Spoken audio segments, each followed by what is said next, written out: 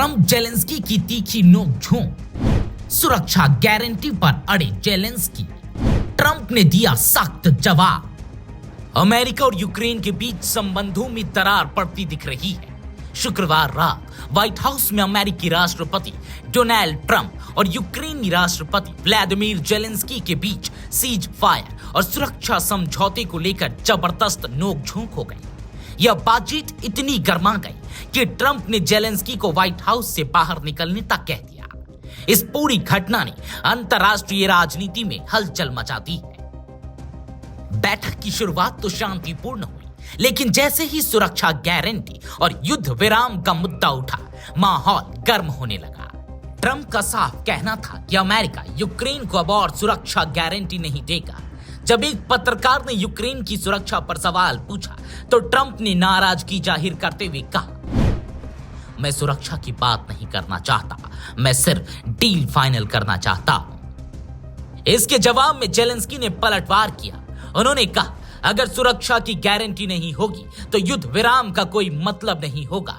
Putin ने पहले भी 25 बार सीज फायर तोड़ा है। बैठक का दूसरा अहम मुद्दा था अमेरिका द्वारा यूक्रेन को दी गई सैन्य और आर्थिक मदद की भरपाई।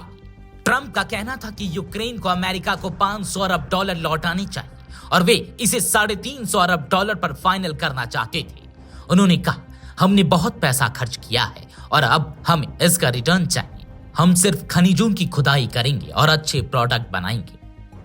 बातचीत का माहौल तब और बिगड़ गया जब जेलेंस्की ने कहा कि अगर पुतिन को नहीं रोका गया तो वह पोलैंड पर भी हमला कर सकते हैं। यह सुनकर ट्रंप और ज्यादा गुस्से में आ गए। उन्होंने जेलेंस्की पर आरोप लगाया कि आप अपने लोगों की जिंदगी के साथ जुआ खेल रहे हैं, आप तीसरे विश्व युद्ध की ओर बढ़ रहे हैं। बातचीत इतनी बिगड़ गई कि ट्रंप ने बीच में ही बैठक छोड़ दी और जेलेंस्की से कहा कि अब जाने का समय हो गया है।